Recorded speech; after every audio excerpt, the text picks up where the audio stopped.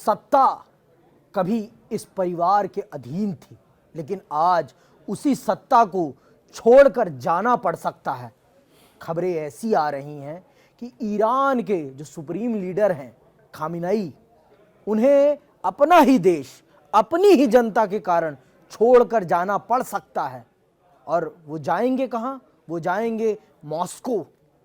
ये खबरें अफवाह भी हो सकती हैं, लेकिन अगर हकीकत हुई तो आप समझिए कि इसका वैश्विक राजनीति पर क्या प्रभाव पड़ेगा।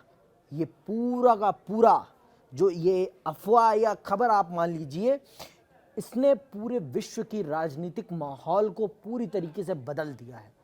और इस खबर ने सिर्फ और सिर्फ राजनीतिक माहौल को ही नहीं, ईरान और अमेरिका, ये आज आप मान लीजिए कि अमेरिका के द्वारा वियतनाम पर किया गया जो कार्रवाई है, इससे सिर्फ और सिर्फ वियतनाम में हलचल नहीं है, इसकी हलचल आपको मिडिल ईस्ट में भी दिखाई पड़ रही है।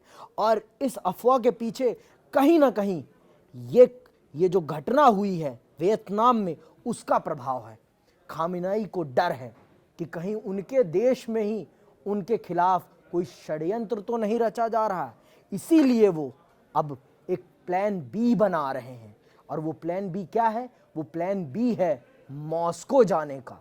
और इस प्लान बी के माध्यम से वो अपनी जान, अपने परिवार की जान बचाना चाहते हैं। तो आज चर्चा का विषय यही है कि खामिनेई क्यों जा रहे हैं मॉस्को, और मॉस्को जाने के पीछे उनका क्या है उद्देश्य। जिस ईरान को उन्होंने इतने सालों तक अपने अधीन चलाया, क्या उस ईरान को छोड़कर चले जाएंगे खामिनेई?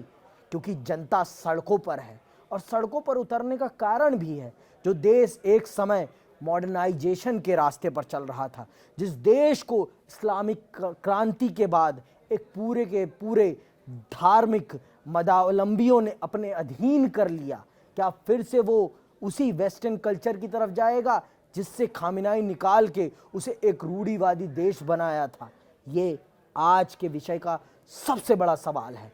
और मेरे साथ हैं आदर्श। तो आदर्श, मैं आपसे सबसे पहले यही सवाल पूछूंगा कि जिस देश को खामिनेई ने एक मॉडर्न देश से एक रेडिकल देश बनाया, आज उसी देश में उनके खिलाफ बुलंद आवाज़ें उठ रही हैं और उन्हें प्लान बी बनाना पड़ रहा है। तो इस प्लान बी से आप क्या समझ रहे हैं कि ईरान के लिए और खामिनेई के लिए किस प्रकार का सत्ता संघर्ष है? देखिए क्या है ना कि ट्रंप जो है वो केवल और केवल धंधे पे फोकस कर रहे हैं। एक बहुत बड़ा आंकड़ा मैं आपको बता रहा हूँ कि 36 ट्रिलियन डॉलर का उधार है, और इसी उधार की वजह से वेनेजुएला में जो हमला हुआ, तेल सबसे बड़ी जिससे आर्थिक सबलता मिलती है वो तेल है, और तेल पे जब कब्जा अगर रहेगा तो ये जो आंकड़ा है ये कम हो सकता है। ईरान जिसकी हम बात कर रहे हैं अभी, प्लान बी और ये सब, ये रूस जाने का जो इनका प्लान है ना, प्लान इसलिए भी है क्योंकि रूस से नज़दीकियां अच्छी हैं। मतलब आप बिजनेस पर्पस पे से भी देखो, और वो मतलब सब कुछ ऐतिहासिक दृष्टिकोण से भी देखें। और आजकल अभी जो हाल फिलहाल जो वैश्विक और ये स्तर पे जो चीज़ चल रही हैं, एक सिंपल सा मान लीजिए आप कि लोकतंत्र गया भाड़ में। बिल्कुल लोकतंत्र कुछ नहीं, सिर्फ केवल और केवल कोरा धंधा। यही देखा जा रहा है, यही परखा जा रहा है, और इसी के आधार पे जो भी फैसले लिए जा रहे हैं वो लिए जा रहे हैं। तो इसका मतलब ये मान के चलें कि जो अमेरिका पैरवी करता है लोकतंत्र की, जो अमेरिका पैरवी करता है मानवता की, वही अमेरिका एक तरफ तो लोकतंत्र के नाम पर दुनिया को अपने अधीन लाता है। हमने पूरा कोल्ड वॉर देखा है कि कोल्ड वॉर में लड़ाई ही इसी बात की थी, लोकतंत्र बनाम साम्यवाद। आप ये भी तो देखो, न्यू ईयर पे रेजोल्यूशन पूछा गया कि आप ट्रंप आपका रेजोल्यूशन क्या है, तो उन्होंने क्या बोला कि पीस मेंटेन करना। अभी तक ट्रंप जो है सारा कुछ आप देखो तो नोबेल पीस प्राइज की बात कर रहे थे, और उसके उलट ये फैसला आप जाते हो, मतलब एक ऐसा ही तो है कि किसी राष्ट्रपति, देश के राष्ट्रपति को आप कमरे से, बेडरूम से उठा के ले आ रहे हो। तो ये क्या है? केवल और केवल दादागिरी है।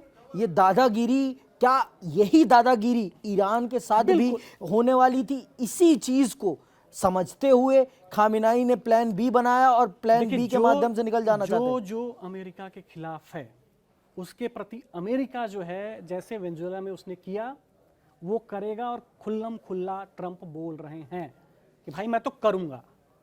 तो इसका मतलब ये मान के चलें कि आने वाला समय ना ईरान के लिए सही है और ना अफगानिस्तान के लिए सही है, और वेनेजुएला का हाल तो ईरान पूरी के पास है क्या?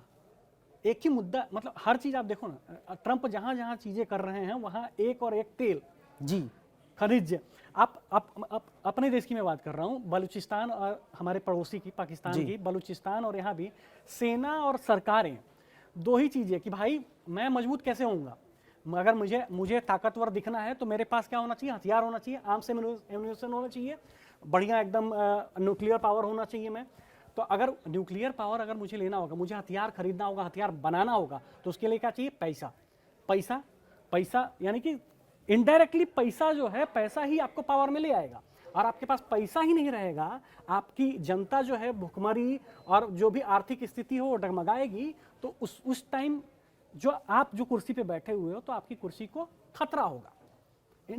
तो ये ट्रंप भी अपनी कुर्सी को बचाने के लिए ही ये सारी कार्रवाई है। तो इसका मतलब ये ट्रंप और जो भी ईरान या और ईरान में तो ये भी हमें सुनने को मिल रहा था कि ईरान अपने परमाणु कार्यक्रम पे काम कर रहा है। कुछ दिन पहले इसी शो में हमने ये भी डिस्कस किया था कि ईरान का परमाणु कार्यक्रम चल रहा है और धीरे धीरे स्लोली कछुए की चाल से वो छुपे छुपे चला रहे हैं। हर देश अपने आप को मजबूत करना चाहता है आज के हथियारी स्तर पर। बिल्कुल। और लेकिन ट्रंप क्या है ना, ट्रंप सिर्फ यही नहीं, वॉर, न्यूक्लियर वॉर का ही नहीं दे, ट्रंप को चाहिए पैसा। हाँ, ये तो कोरा धंधा, बिजनेस माइंडेड पर्सन है वो, जिस कोई मतलब नहीं है किसी से भी। आप देखो कि हर जगह, मतलब बाकी भी खाड़ी देशों की अगर तख्ता पलट के आप इतिहास देखोगे तो अमेरिका ने जब जब हमला किया है तख्ता पलट सिर्फ और सिर्फ उसका कारण है तेल।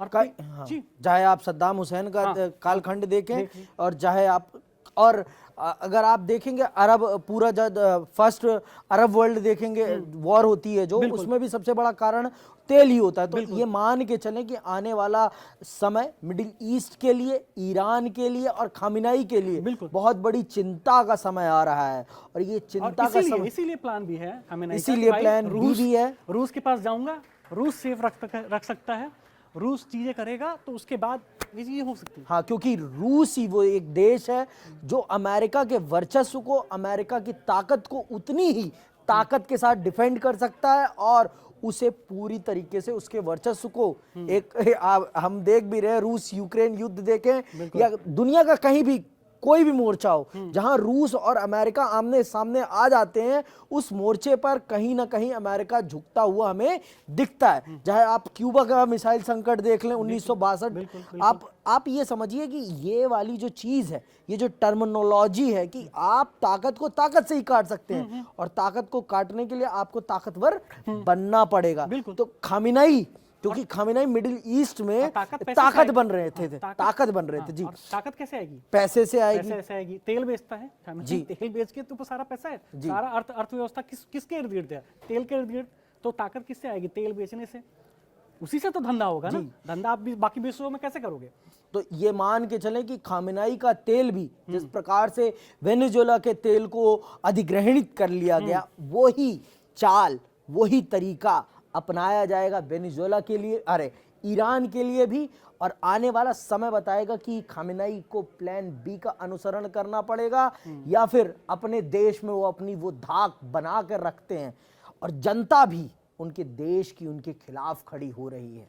ये सबसे बड़ी समस्या भी है। और जनता, अगर आप अपने देश की जनता को नहीं खुश रखते, जो आपकी माई बाप है, चाहे आप राजा हो चाहे आप लोकतांत्रिक राजा हूं, हर प्रकार से आपको अपनी जनता की संतुष्टि बनाकर रखनी चाहिए। क्योंकि जनता अगर घर का भेदी बन गया तो लंका ढहनी निश्चित है, इस चीज में कोई शक नहीं है। तो इस चीज को समझना हम सबके लिए जरूरी है कि अपने देश की सरकारों को ये सुनिश्चित करना बहुत जरूरी है कि उन्हें अपनी देश की जनता की हित की बात करनी चाहिए। और वर्ल्ड वॉरियर में चर्चा यही है। सच में हम आपको यही समझाना चाहते हैं कि युद्ध जो होते हैं उनके पीछे क्या है वास्तविक कारण। उन वास्तविक कारणों को समझना हमारे लिए भी ज़रूरी है और आपके लिए भी ज़रूरी, क्योंकि आप इस दुनिया में हैं और ये दुनिया हमने बनाई है मानवता के लिए, ना कि युद्ध के लिए। तो युद्ध की रणनीतियों को समझना बहुत ज़रूरी है। और ऐसे ही रोज़ समझने के लिए हमारे साथ जुड़े रहें, हमारे इस कार्यक्रम के साथ, और हमें पूरा सहयोग दें, सपोर्ट दें, और अपना प्यार कमेंट बॉक्स में जिस तरह से आप बरसाना चाहें वैसे बरसाएं। इसी के साथ हम विदा लेते हैं। जय हिंद, जय भारत।